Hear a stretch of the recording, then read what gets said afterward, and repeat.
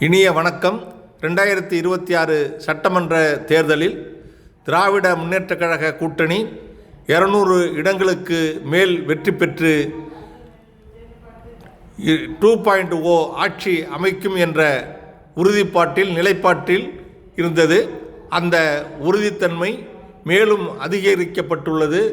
அதனுடைய வெற்றி வாய்ப்பு மேலும் அதிகரிக்கப்பட்டுள்ளது.